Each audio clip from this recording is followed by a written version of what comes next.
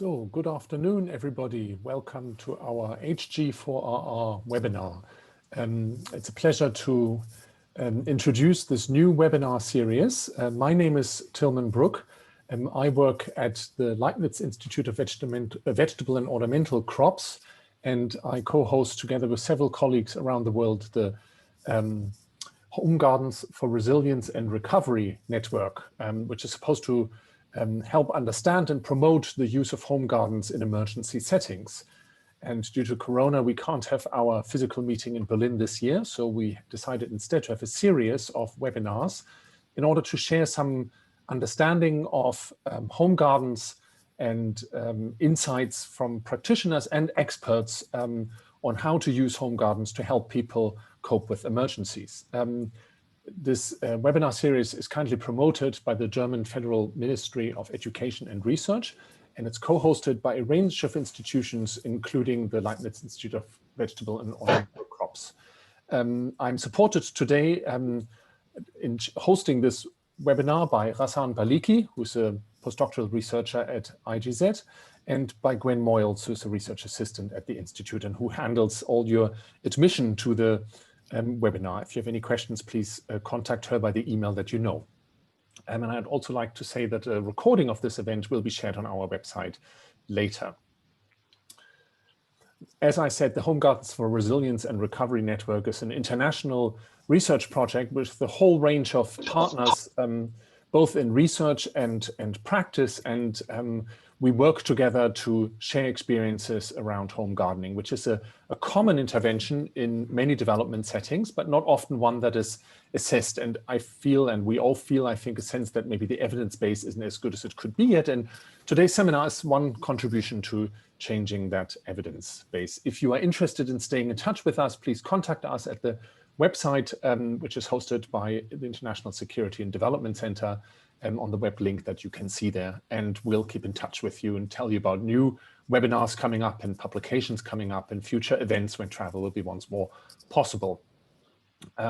Just a small look ahead, we'll have two more webinars this year, one on the 3rd of November, again a Tuesday, and the other on the 15th of December, always 2 p.m.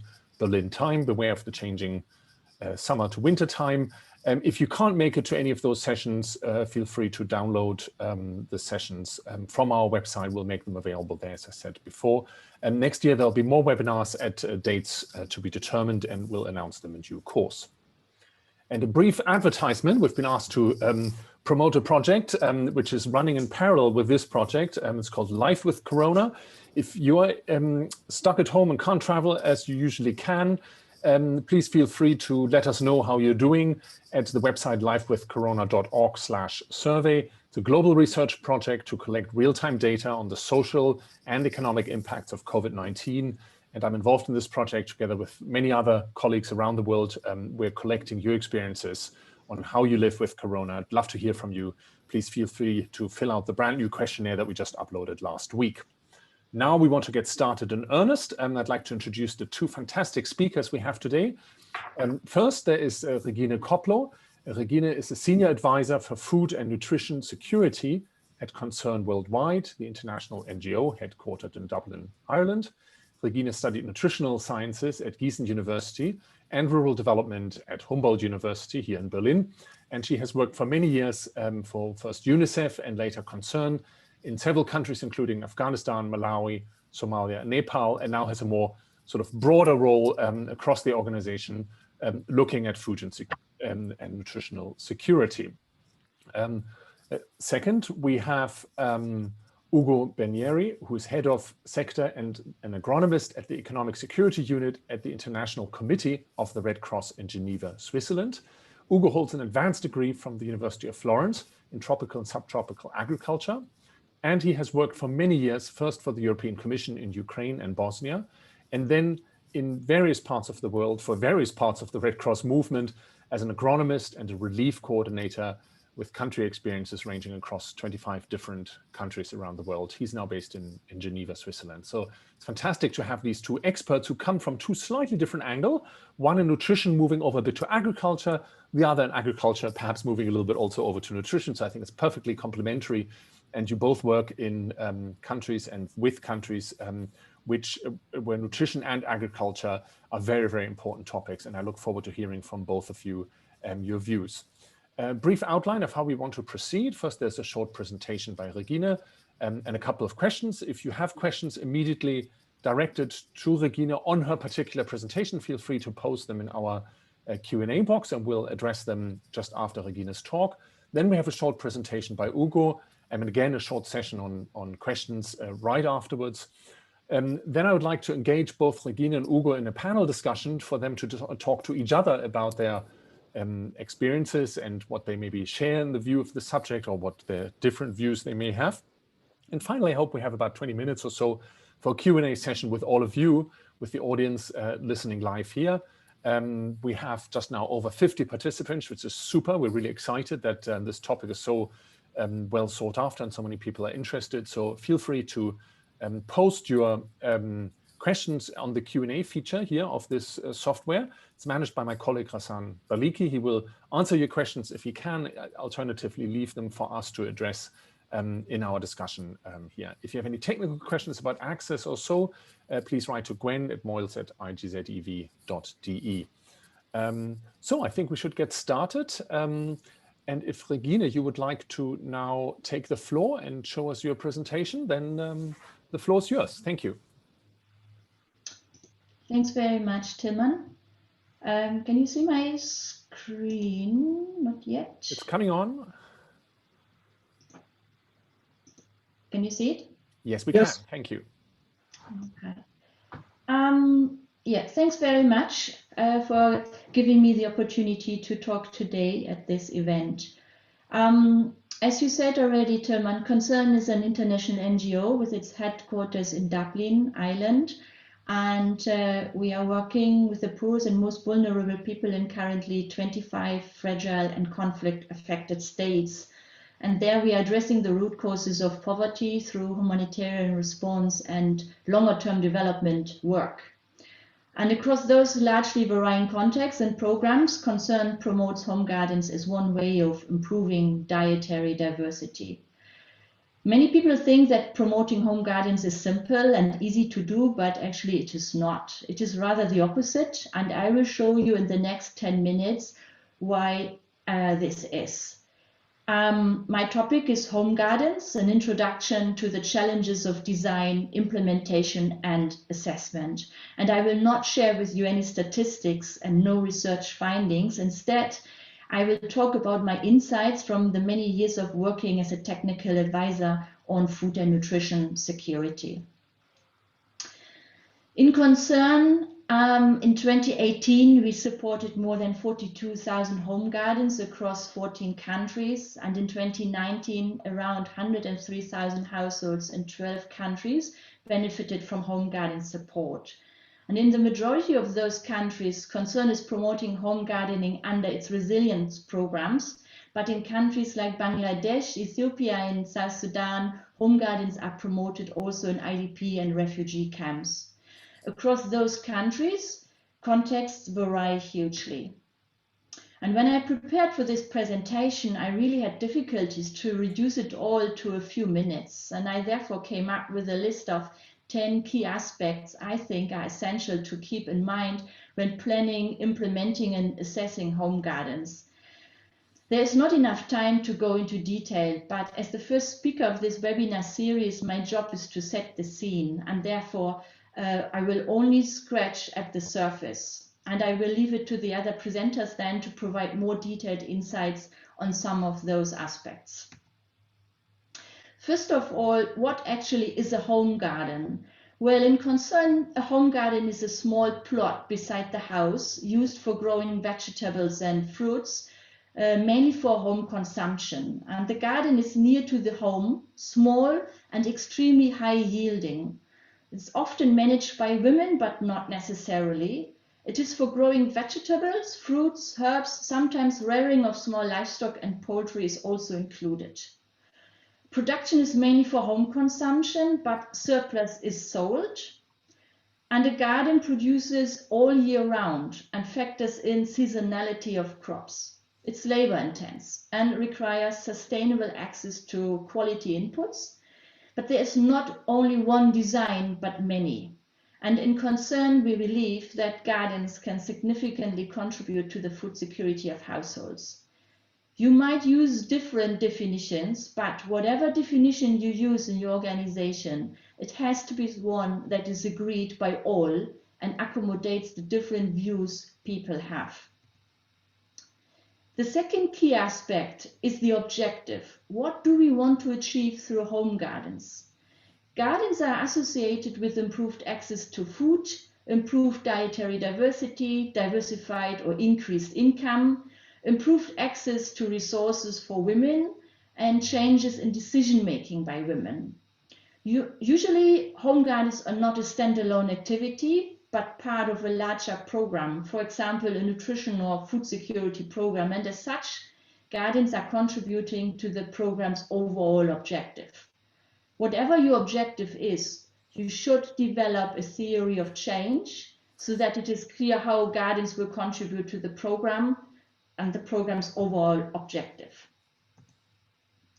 The third key aspect is to know where home gardens sit, meaning in which department or who is leading.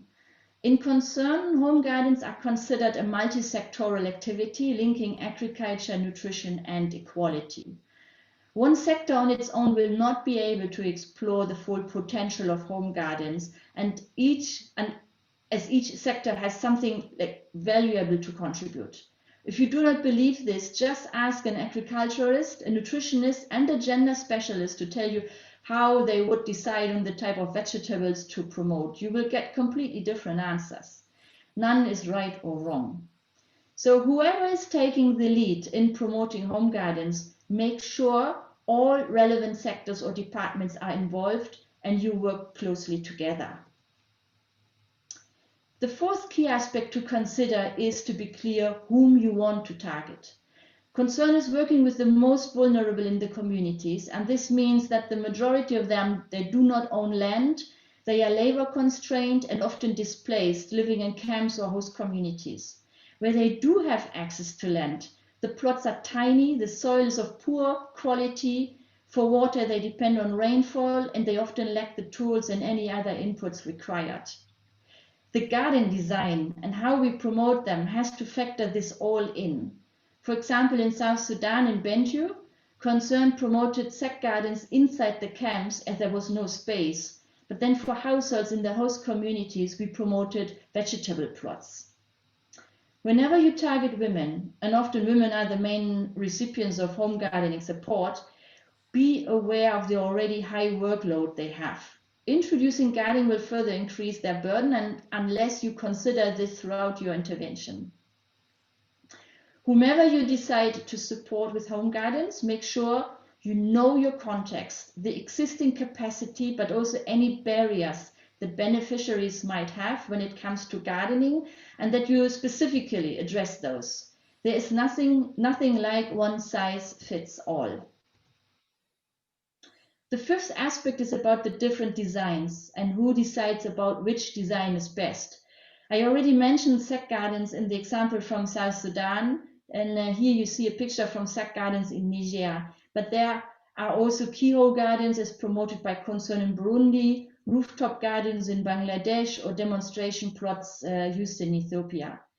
The targeted households are a heterogeneous group, and as such, they have differing preferences. I therefore recommend that within what works best in the context, people should have some choice when it comes to the design of the garden and the type of the crops they want to grow. The sixth key aspect to consider is the type of crops you want to promote. In Concern, we prioritize vegetables and fruits that are highly nutritious, such as dark green leafy vegetables and those that are orange or red in color, that are tolerant to poor soils, droughts, and pests. They should grow fast and easy, and it should be easy to save seeds from them. We should promote those that can be harvested on a daily basis by, for example, picking a few leaves to enrich the daily meal. And we try to identify those where one can not only eat the vegetable itself, but also the leaves and the seeds. and those that can be stored or transported with little loss. Women especially prefer those that cook fast and those that children like, as it makes feeding easy. Whatever vegetables and fruits you promote, it is really important that the process is participatory and factoring in findings from a contextual analysis, assessing climate, soil, nutrient gaps in the current diet, but also people's preferences. The seventh key aspect is about getting access to inputs right. My recommendation really is to use a market-based approach when providing inputs and to stay away from any in-kind support such as handing out seeds or tools unless the market assessment clearly shows that this is the best approach. And in concern, we are just in the process of getting this shift introduced because we know that we rarely manage to provide seeds on time, that we struggle with the quality, and that people often prefer receiving different types and quantities than what is provided. Bringing in agriculture inputs has a negative impact on the market system. It does do harm. And facilitating access to inputs using cash or vouchers will link households to input suppliers, will stimulate the market and will give people choice and also dignity. The eighth key component is around the skill set required for home gardening. And the challenge here is really to provide only what is essential and really relevant to home gardening.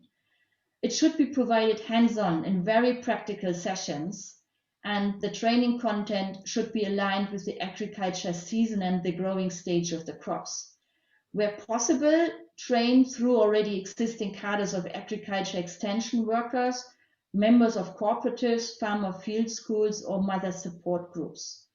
My recommendation is to provide a mixture of skills related to agriculture, nutrition, and also gender equality. The ninth aspect is around consuming or selling the garden produce. I mean, through gardening, we increase access to more diverse foods, but this will only translate into increased dietary diversity if we also raise awareness and knowledge on the importance of a diverse diet and the longer-term impact this has on the health and nutrition of especially young children, pregnant and lactating women, and the chronically ill. Participatory cooking sessions are one way of doing this, but we should be realistic. Households need cash to meet their many other needs, and as such, some proportion of the garden produce will be sold. What is important here is that home consumption is prioritized, that women decide what is sold, the money earned is controlled by the women, and the money is used to satisfy other basic needs. For example, to buy foods that are not produced by the household, for paying for healthcare or education.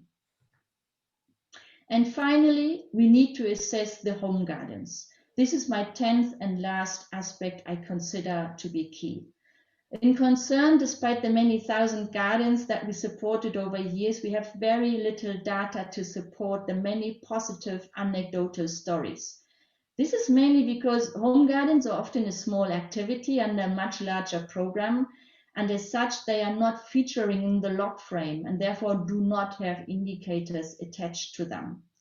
We do measure higher level outcomes of those programs, for example, dietary diversity scores for women, children, or the household, but we often miss process indicators directly related to home gardening to understand what works and what does not. We recently developed a comprehensive home gardening assessment tool and piloted it in Ethiopia and the refugee camp in Gambella. And we found that 94% of gardens were functional. 82% of households consumed vegetables from their garden every day. 74% only consumed, whereby 25% consumed and sold garden produce. And of those, 87% used the income for health, education, household utensils, and repair. They felt healthier as a result of eating diversified food, and owning a garden gave them a sense of independence. So this, to me, are the 10 key aspects to consider when promoting home gardens. And well, thank you. And I'm handing back now to Tilman. Thank you so much, Regine. I think if we could all clap, we would now, yeah, but somehow that's technologically not possible. But it was fantastic overview and synthesis over many of the topics that we know. As you say, it's hard to have answers, but I think you're asking all the right questions. And I think that's really fantastic. We have a question here from Mamunur Rashid, who's asking, how do you measure the dietary diversity of women? And how many food groups are you considering for measuring this? Which I think are two excellent questions. And I wondered if you could just reply to that, please. Yes, thanks very much. Yes, the household dietary diversity scores that can be assessed for children, for women, but also for the household level. And there's often a bit of confusion about the number of food groups that are used for each of those indicators. And there also have been recent changes in the number of food groups that are considered and the thresholds that are required to make it a balanced diet.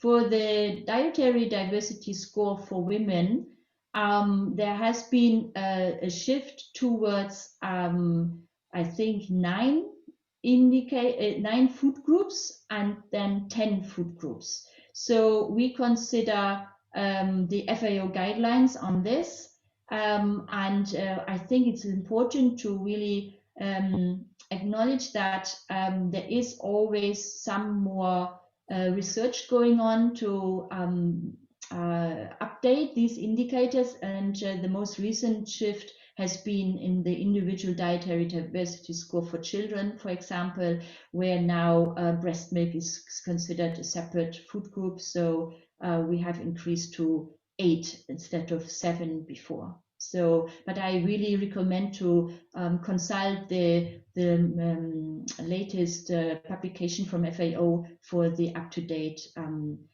guidance of this. Thank you, Regine. The questions are pouring in, so maybe I'll just ask you 2 or 3 more if we manage, and maybe the answers, your answer is great, but it's just if we keep them short, we can answer more.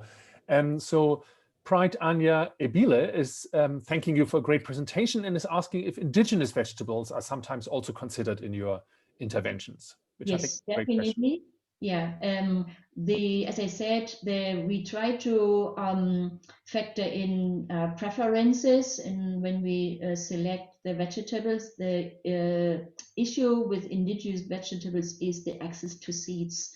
As often that's really tricky, as the seed markets are not as developed as we would like to see them. But yes, definitely, indigenous vegetables are very much preferred, especially with the climatic conditions and soil they require. Yeah, definitely. Yeah. So they're both liked and valuable, so to speak. Yeah, yes. Often. Yeah, thank you. Our colleague Pepin Schreinemachers from the World Vegetable Centers is asking, or is commenting, water is usually the most important constraint to year-round production.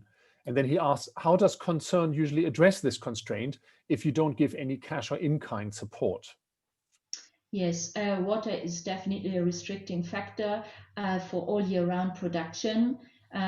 We promote a lot keyhole gardens that allow the keyhole garden that's structured in a way that in the middle you have the kind of a chimney where you can use grey water from the household, and that is filtering through the materials that are kept in the chimney in the center and then pour into the side. That's one way. Multiple use of water at household and community level is also something that we are looking into. And then also we recommend to use a variety of vegetables in different seasons, so that during the wet season you plant different vegetables than you would do in the dry season. Okay, and maybe a final quick question from Dr. Jamal Udin, who asked, how do you use chemical fertilizers under the different container system? Do you have any recommendations for how to dosage this? Well, we do not really promote chemical fertilizer. We prefer going for kind of home remedies, let's call it, and train participants on those. Often there's a lot of local knowledge as well on how to prepare those, and we try to investigate and promote these. But chemical fertilizers, we try to avoid as much as possible. Not always possible, but for home gardening, that's normally something that we try to stay away from. Yeah. Thank you, Regine. There are actually more questions which I'd love to ask you. Maybe we can come back to them later. But I would now like to ask Ugo to take the floor and share his presentation, because he has sort of additional insights. And I'd be very curious to hear from Ugo, who, as we know, works for the ICRC, who many of us probably know as an international organization doing a lot of good work. But perhaps we don't all know that they work in economic development and agriculture, and specifically in home gardens as well. So Ugo, the floor is yours. Thank you. Thank you very much. Thank you very much. Just trying to share my screen.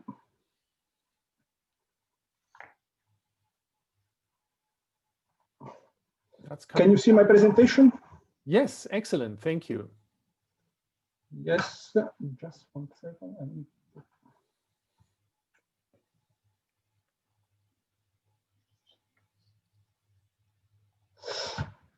Thank you very much. Thank you very much, Tim, and thank you very much, Regine, for this very interesting presentation on home gardening.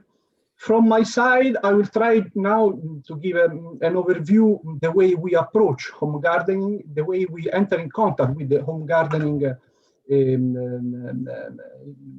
kind of projects at ICRC, understanding and trying to explain as well the angle we are using to enter into this kind of activities at ICRC. As you probably know, just recalling, the ICRC is an organization that is working in conflict areas. We are intervening in situations when the conflict is particularly active at the center of the conflict. And all the working methodology of the ICRC has been engineered and has been modified during the year in order to be able to continue and function and to be efficient in these particular conditions. And I think it's important to understand this specific point, because I'm quite convinced that the ICRC is functioning in a different way compared to other organizations. This is mainly linked to the particular environment, the particular historical moment we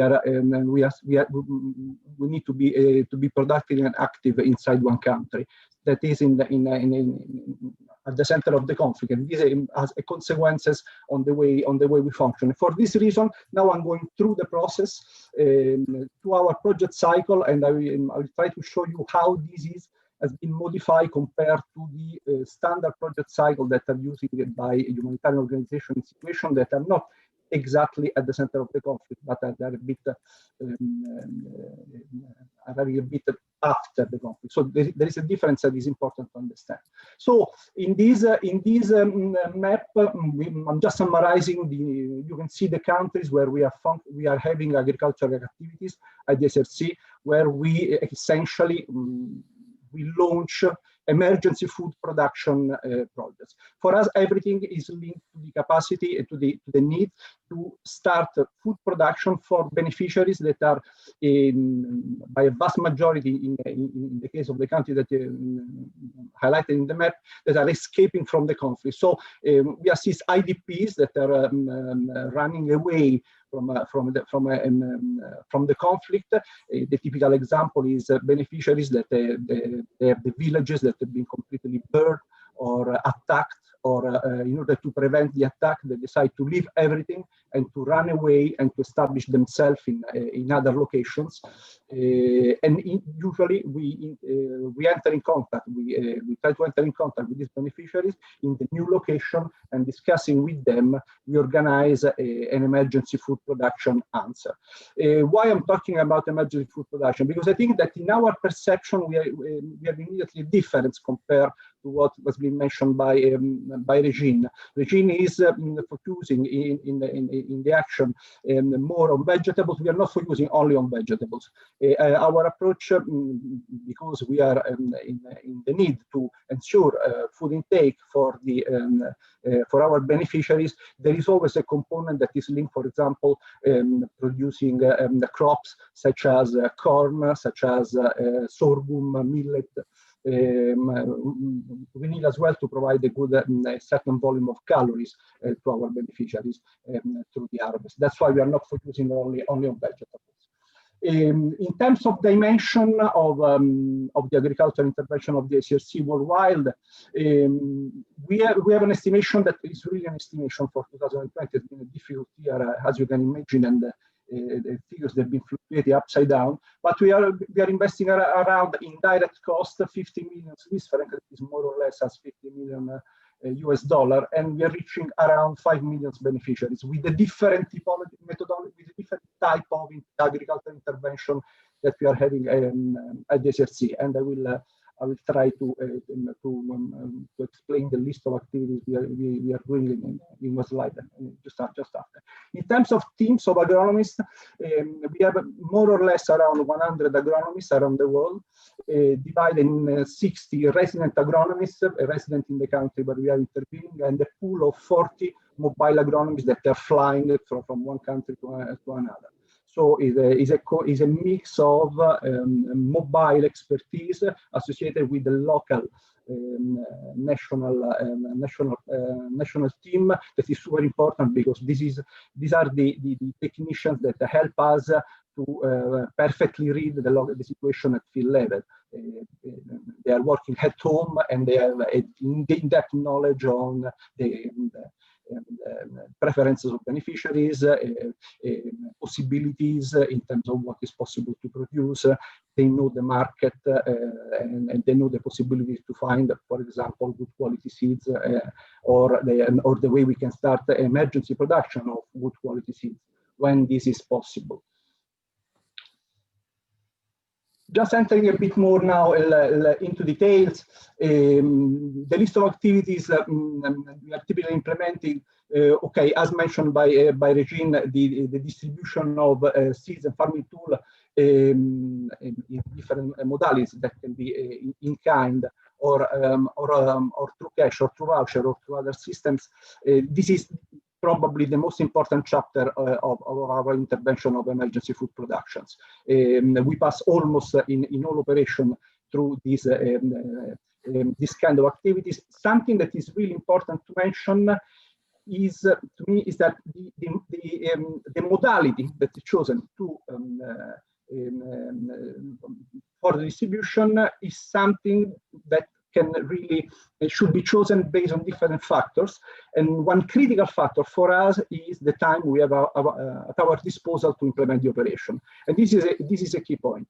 We are in the distribution, in the kind of operation that the HRC is launching, assisting IDPs for emergency food productions.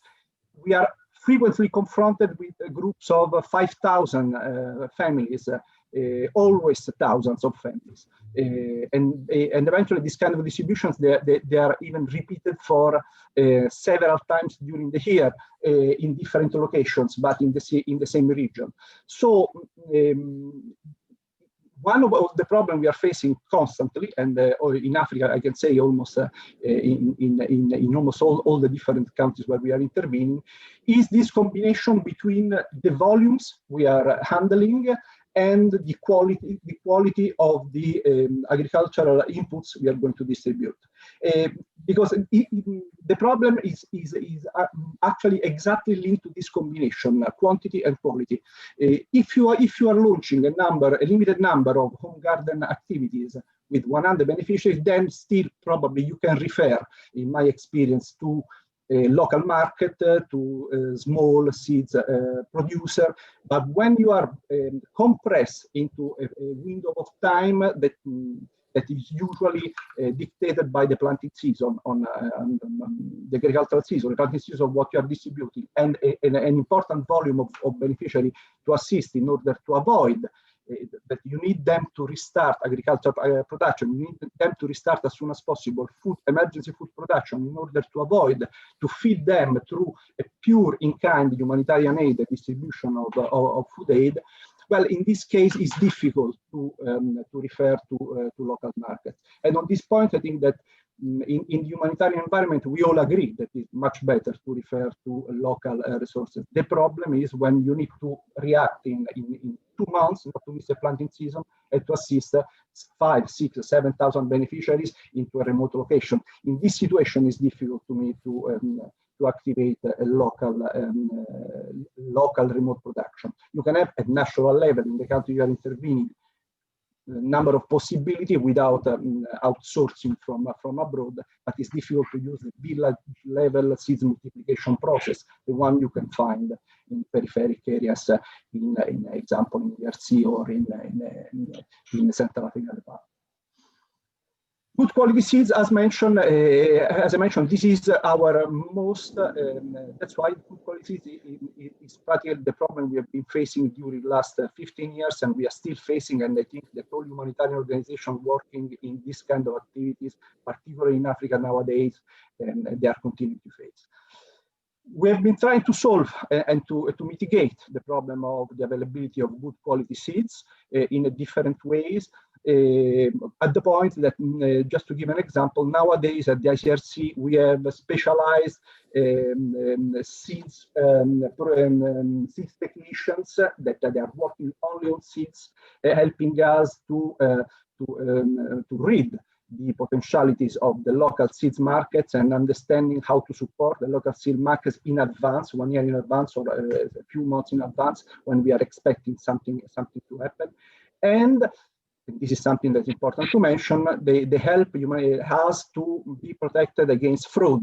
The seeds procurement pipeline for humanitarian interventions is exposed to a number of fraud in the moment of the procurement. So it's super important to put in place measures to in order to be able to be 100% sure that we are going to provide good quality seeds, alive seeds that will have an acceptable germination rate, because we are fully convinced that when a humanitarian organization is going to distribute to IDPs or to people in deep need or people running away for a conflict, dead seeds or not germinating seeds, this is a situation. This is a similar situation that can potentially seriously harm the beneficiaries. We should take in mind that our beneficiaries, they are usually running away, having nothing in their own hands. They save some time, some money if they have some, or some goods that they used to sell into the local market in order to have a certain availability of cash. And then what they can do, they can eventually rent a small piece of land. They invest in terms of calories in an effort working on the land, preparing the fields. And if a humanitarian organization is then putting in their own hands fake seeds or bad quality seeds, well, then they are really in trouble at this point, because they are not going to harvest and they will face a similar situation. So the quality of seeds that are distributed for this emergency home gardening, but more in general, agricultural intervention, is something where the humanitarian organization, they should pay really attention. And we are trying from our side to pay attention to this point. Rebuilding, reorganizing, as mentioned by the Regine, perfectly in line. Water is crucial. Availability of water, so rehabilitating irrigation systems through different kind of activities can be cash for work, but as well we can, if required in certain specific situation, build real pumping stations if needed to provide water for a community, helping the households to have access to the required amount of water for irrigation. Promoting agricultural machinery, once again, this is something that we can do if required. It's particularly interesting, in my opinion, in this situation when we need to assist returnees, and particularly in the situation where returnees have been far from their own fields for a long time, for several years, and they are back to the original fields, and they need to reopen. But this is particularly true, for example, in the case of clay soils. I'm thinking about the northern part of Darfur. So for the returnees at this point, it's extremely complicated to reopen the fields because they are super strong after 5 years they've been abandoned.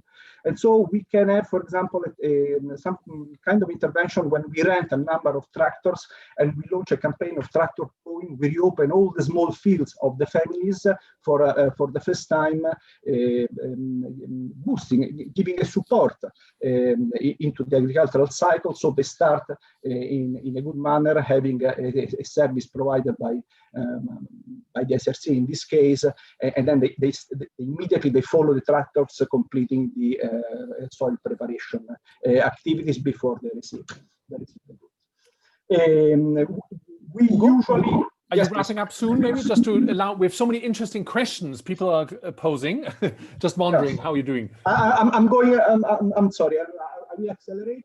We work with ministries. We work with ministries, of course. There is always an interaction with different ministries, but in recent years we have started supporting the ministries and mainly trying to avoid a complete collapse of the ministries during the conflict. So, a cash for work, I think this is self-explanatory. We used to launch cash for work activities in order to support the preparation of the field. Sometime, I'm going really 1 minute through our project cycle. There is usually a first initial assessment that is not performed by the agronomists, by the agro team, but is performed, this is super important, performed by protection and other type of experts at the SRC. They need to open the field, allowing us, the technicians, to enter. So, and this point is crucial. If there is not acceptance by the parties that in the conflict, that they are in open conflict, shooting each other, we cannot work. So, and this part is normally not present if you are not working in the middle of the conflict. But nevertheless, this is super important. Without this first step, if you are working in a conflict, you cannot function. And this is absorbing a lot of energies, and there is an important investment that is done in terms of time and in terms of. At this point, there is a thematic assessment that is done by the different technicians, including nutritionists and agronomists. And then, as a third step, we launch the proper agricultural assessment. And at this point, we have a door-to-door assessment, visiting the beneficiaries. And for us, what is crucial in this situation is the collaboration with the Red Cross national societies in the different countries. And we are lucky in the Red Cross because we can connect ourselves to the network of volunteers of the existing national societies. And they are the ones that help us to go deep inside the conflict, go deep inside the village in the middle of the conflict, because usually they are from there. And they start extracting information, feeding our analysis. At this point, we design the operation and we launch the registration. We go through, as usual, for everybody, distribution. And then we have the final part, that is the module, that is one of the most problematic for us. Immediately after the distribution of our material, we have a post-distribution monitoring. So we need to check that everything went well during the distribution, and particularly we do the PDM after a couple of weeks or 10 days after the distribution, and we can have already a perception if the germination is functioning properly in this kind of intervention when we are intervening. And we complete the cycle with the post-harvest assessment. That is a bit problematic for us because, as you can see, this project cycle is quite long. There is we always have security problems. We don't want to expose, or we are obliged to expose our teams at the risk of the field during conflict situations, risk of kidnapping, risk of being killed or injured during. So we try to limit as much as we can the physical visits of our teams into land cruisers to the field. So this project cycle is quite long, and we face the situation internally, particularly, where our management, the guys that are directing the operation, they start to say, okay, guys, but you've been 5 times to the field, now you want to go once again for a post-harvest. For us, it's enough, it's dangerous. And that's why we are exploring now alternatives. to perform a post-harvest assessment, if possible, not exposing our team or reducing the risk we are taking exposing our teams. And we are now testing, we are at the initial phase, testing, for example, the possibility to harvest prediction using drones, flying on the villages where we've been distributing, and when we have all the home gardens, trying to extract as much as we can information from the sky, avoiding to expose the teams. We are at the beginning of this process. It's not over. We are growing, but it's something we are looking into. And just to complete, one important part for the HRC is the work in detention. We work a lot in prisons, home gardens, in detention places. In this particular moment, the nutritional situation in detention places in Africa is quite critical. We have signals that the situation is deteriorating quite fast. This situation is linked as well to the COVID crisis. We have a number of detention places in Africa present that they block the visits of the families, and the food that is delivered by the families in detention places represent an important source of calories for the detainees in most of the African prisons.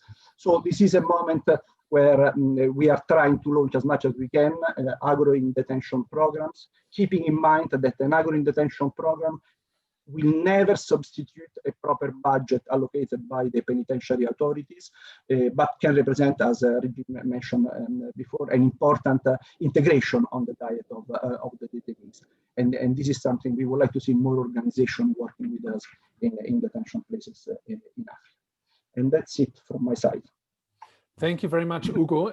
That was a fascinating insight all across your entire presentation, but you ended on an intriguing note. I must say I hadn't thought of detention gardens before, and maybe many viewers hadn't, but it actually makes a lot of sense, and it sort of symbolizes that often home garden projects are expected to fulfill multiple objectives. Yeah, they're supposed to give nutrition, but they're supposed to, maybe there's a budgetary implication, like you said, if there's a money short, supposed to sort of fill a gap in a sense, but they're also supposed to try to teach skills and maybe improve psychosocial well-being. Yeah, so it's actually quite high expectations at times on all sorts of home or other forms of garden projects.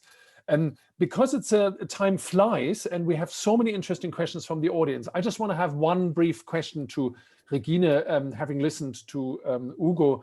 What strikes you, Regine, as from what Ugo just said?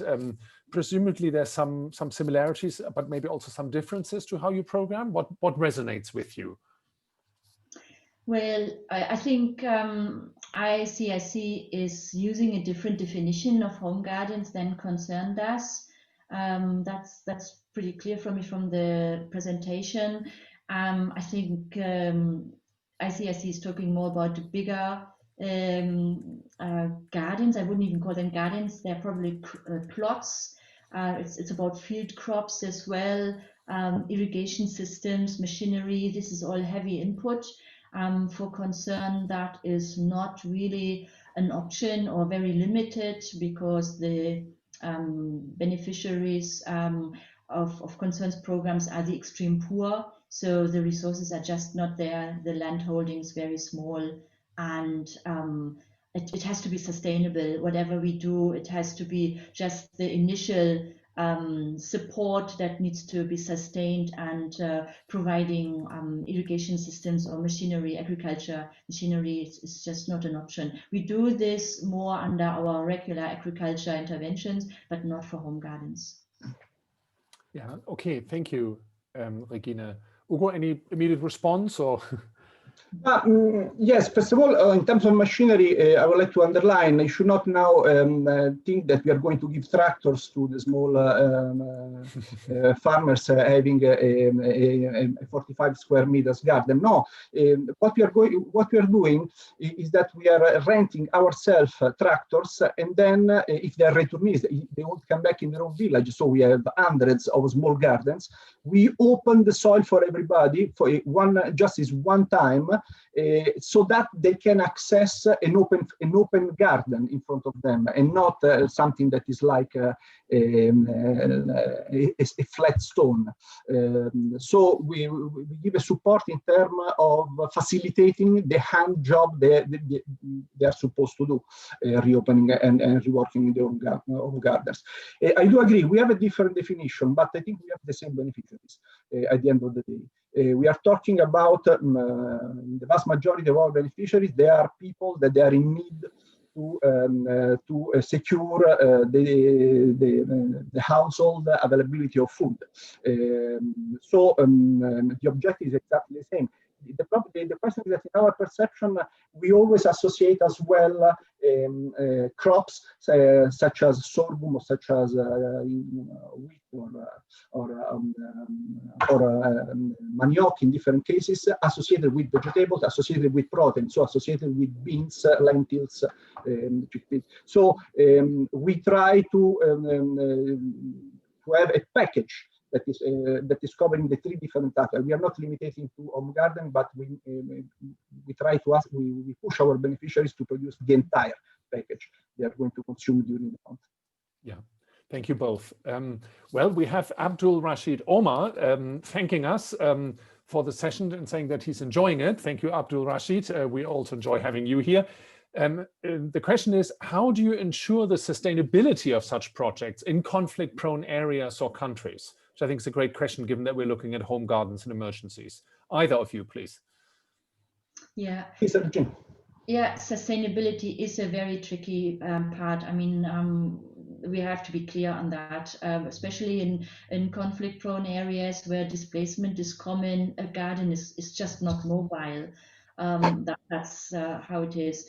I think what makes it sustainable is, first of all, the knowledge people have that they can take with them wherever they go. For example, training people on home gardenings when they are displaced and in camps, we assume that they take that knowledge back home or wherever they move next, so that this is kind of contributing to the resilience of the household by having that knowledge, and that they can start gardening again wherever they might settle. And then sustainability is also an issue when it comes to inputs that we provide. We talked about this earlier.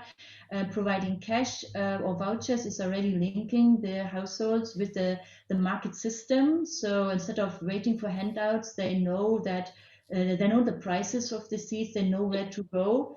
And also we try to promote some crops where it is easy to save the seeds. But it's not an easy one. For vegetables, I mean, it's a bit romanticized thinking that you can just grow your own seeds for the next season and preserve them. It's not that straightforward. So that people need cash, they need access to cash, either through direct support or linking them to village saving and loan groups, for example, where they start saving for the agriculture inputs they need in the next season. But I do agree, is a tricky part, sustainability. And I would say that when you are in the pure emergency, is not the first priority you put on the table. The first priority is that beneficiaries, they will be capable to feed themselves for the coming 6 months. Then, yes, of course, you pay attention to sustainability, hoping they will be able to continue to produce.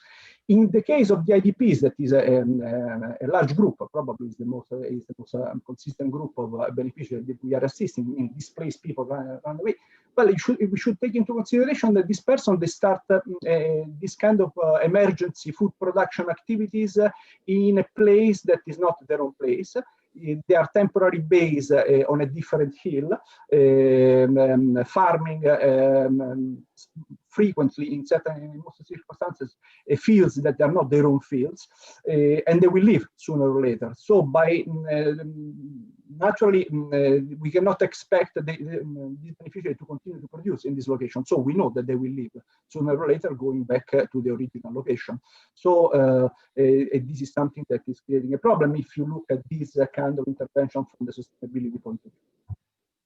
So this resonates with a comment and question placed by Donovan Wagner, who asked about sort of, how can we move to a system where we don't need support or intervention anymore? And I'm wondering if it raises maybe the broader question of what's the relationship of home gardens and the surrounding markets and institutions. And from the sort of understanding of fragile settings and conflict settings, we know that institutions are weak. Somebody else is asking about how do you avoid corrupt middlemen when you give money for people to buy seeds, for example, where the corruption could be either by taking the money or by providing, of course, low quality seeds, which is another issue. You may have markets for seeds, but if the seeds are no good and it's hard to judge, that's a problem. So in these fragile settings, in emergency settings, how can we, how much do we rely on strong markets and institutions, or can home gardens sort of work in isolation ultimately?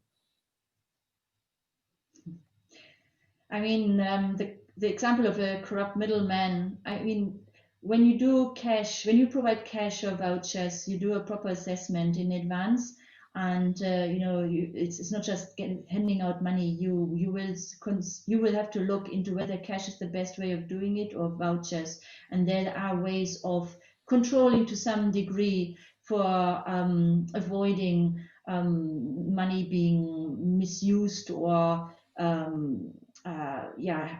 you select your traders for those type of support.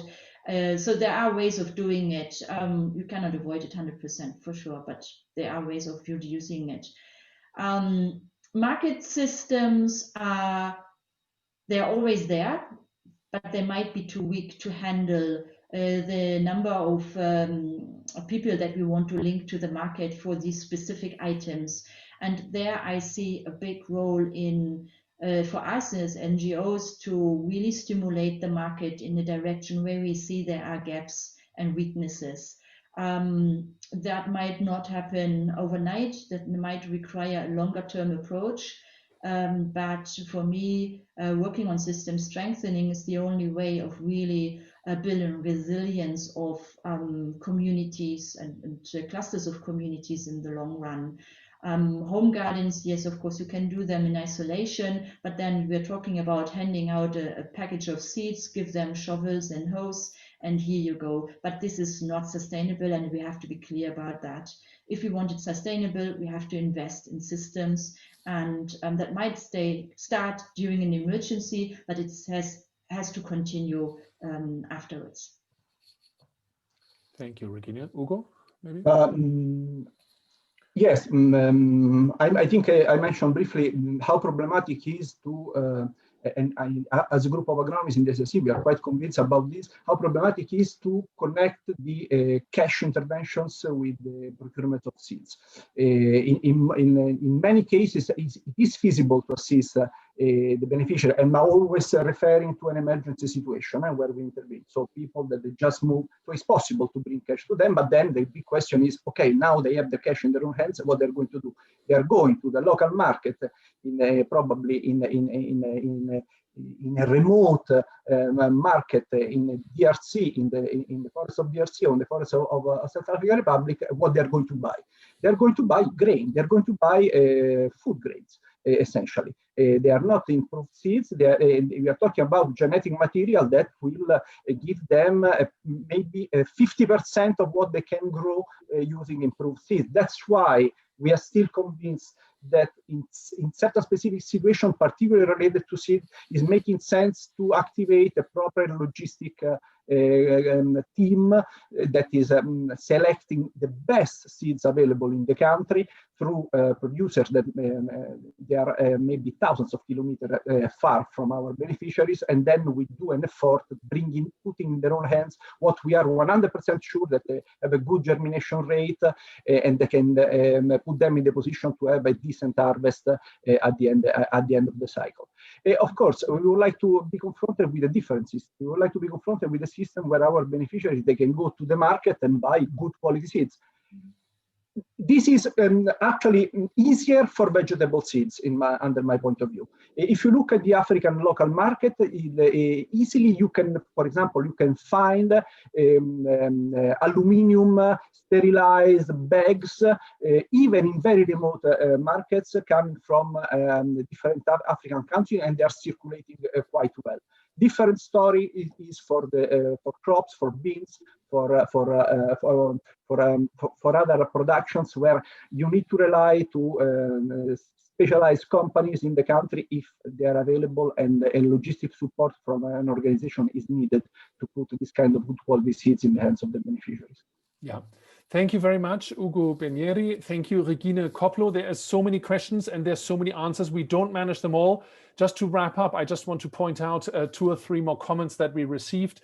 Mary Corbett said, what is really interesting is the lack of research evidence on the value of home gardens, although we all assume that it has strong value. I completely agree, Mary. We need more evidence. That's what we're all there to help provide, and more awareness also of the evidence where we have it. Sushil Gemire asked a very interesting question, which we unfortunately in this session can't address, but maybe we should have a separate session one day.